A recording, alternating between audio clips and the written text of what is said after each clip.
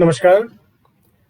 नारद संचार सकारात्मक सुर्खियों में आपका हार्दिक स्वागत है। हिंदू कैलेंडर के अनुसार आज अश्विन मास की कृष्ण पक्ष है, द्वितीया का दिन है। शनिवार विक्रम संवत 2077 है और ग्रेगर कैलेंडर के अनुसार अंग्रेजी तारीख 4 अक्टूबर है, जो वर्ष का 277वां दिन है और साल में अभी 88 दिन बाकी हैं।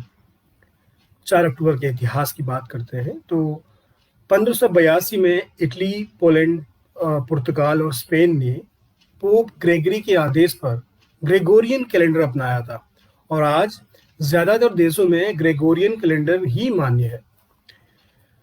1884 में हिंदी साहित्य के प्रसिद्ध आलोचक, निबंधकार एवं साहित्य इतिहासकार आचार्य रामचंद्र शुक्ल का जन्म हुआ।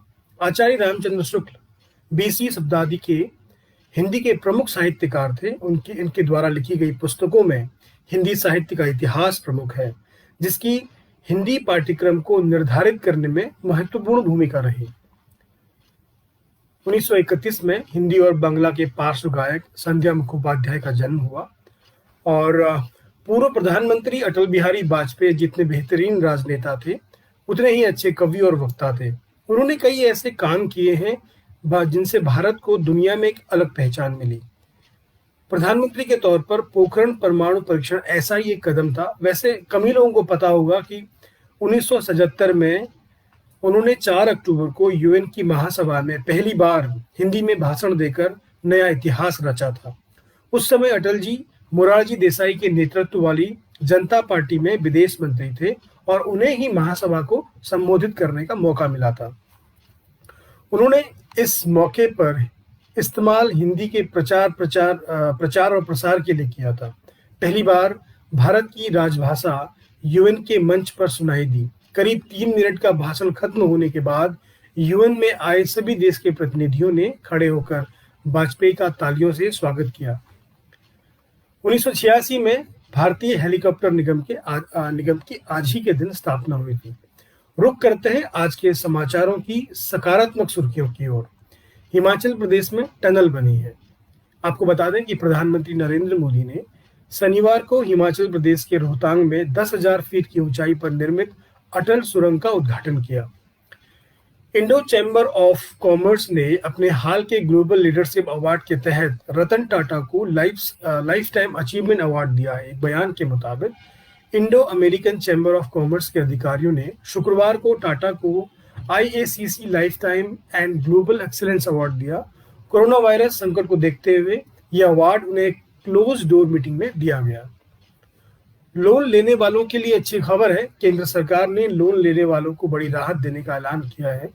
सरकार ने सुप्रीम कोर्ट में एक हलफनामा दाखिल कर कहा कि MSME loan, education, housing, consumer, auto, credit card बकाया और उपभोग लोन पर लागू चक्रवृद्धि ब्याज पर ब्याज को माफ किया जाएगा। सरकार के मुताबिक 6 महीने के लोन मोरेटोरियम समय में 2 करोड़ रुपए तक के लोन के ब्याज में छूट मिलेगी। LAC पर चीन और LOC पर पाकिस्तान के टेंशन के बीच दुनिया फाइटर जेट राफेल का करतब दिखेगी। पहली बार इसे इंडियन एयरफोर्स डे की परेड में शामिल किया जा रहा है। एयरफोर्स ने ट्वीट करके इसकी जानकारी दी। एयरफोर्स डे 8 अक्टूबर को मनाया जाएगा। इस दिन देश के अलग अलग हिस्सों में एयरफोर्स की तरफ से कई कार्यक्रम और परेड आयोजित किए जाएंगे। NLC इंडिया लिमिटेड ने ग्रेजुएट अप्रेंटिस और टेक्नीशियन अप्रेंटिस के कुल 550 पदों की भर्ती के लिए नोटिफिकेशन जारी किया है। इन पदों पर आवेदन करने के इच्छुक और योग्य उम्मीदवार 15 अक्टूबर 2020 से ऑनलाइन आवेदन कर सकते हैं। वहीं आवेदन जमा करने की आखिरी तारीख 10 नवंबर 2020 तय की गई है। राष्ट्रीय स्वास्थ्य मिशन बिहार ने आशा ट्रेनर के 500 रिक्त पदों पर भर्ती के लिए योग्य उम्मीदवारों से आवेदन मांगे हैं। इन पदों पर काम करने के इच्छुक उम्मीदवार 31 अक्टूबर 2020 तक ऑफिशियल वेबसाइट के जरिए ऑनलाइन आवेदन कर सकते हैं। मुकेश अंबानी की रिलायंस इंडस्ट्री लिमिटेड की ऑनलाइन ग्रोसरी डिलीवरी प्लेटफॉर्म जियो मार्ट अब देश भर में दूध, अंडे और ब्रेड पहुंचाने की तैयारी में जुट गई है। अंबानी की कंपनी अब पूरे देश में घर घर दूध, अंडे और ब्रेड पहुंचाने की तैयारी में है। फिलहाल इसके लिए उन्होंने चेन्नई और बेंगलुरु में सब्सक्रिप्शन बेस्ड पायलट प्रोजेक्ट शुरू किया है।